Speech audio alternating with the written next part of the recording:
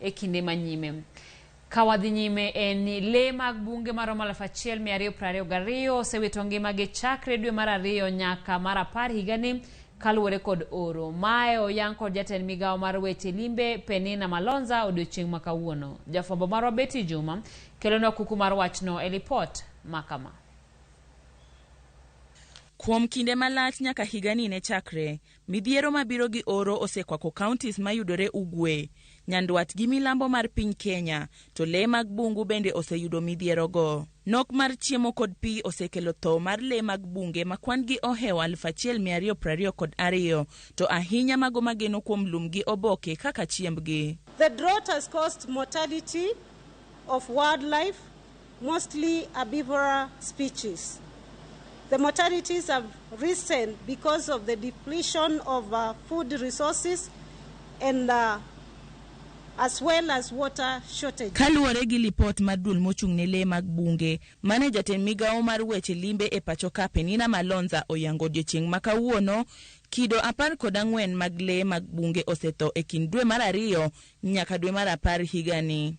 Kido mar le go gin kaka teng' mong'ere kaka wild beast 512, magwar ma en zebra 381 osetho, liech maromo 205 bende osetho, ka kido mar magwar mong'ere kaka gravy zebra 49 bende osetho, buffalos maromo 51, tiga maromo 12, ka kido mar le mar Masai ma osetho chopo 4.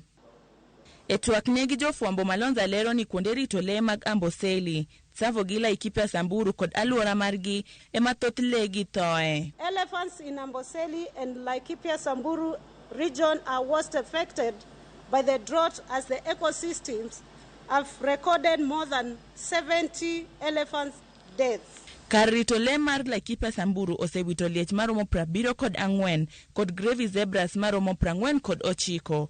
Kar rito le mar Tsavo osewito liech 54, magwar 23 gi buffalos 32. Kata kamano kwan mar omuga okodok piny kotenore gi oro, ka omuga achiel ma osedak kuom higni 2 ema osetho e kar rito omuga mong'ere kaka Ngulia Rhino Sanctuary mayudore kar rito le mar Tsavo West. Most of the wildlife died in the months of August, September and October, with the months of September and October recording the highest number of wildlife deaths due to the drought. The continued worsening of the drought condition could affect more rhinos in the overstocked rhino sanctuaries, and this specifically for Ngulia Rhino Sanctuary in Tsavo West National Park. Malonza omedo ni piny owacho kokalo kuom migawo mar limbe dhi konyo e chenro mar reso lego. Some of the interventions that the government of Kenya has undertaken include provision of aid to the affected species, and specifically the grave feeding program in northern Kenya and hippo feeding program at Mzima Springs. We've also been doing water tracking for wildlife in the protected areas, and the other day you saw me in Tsavo carrying out this activity.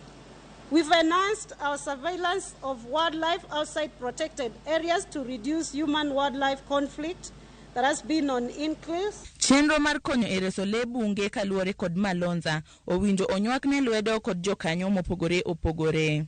Betty Juma, Ramogi TV.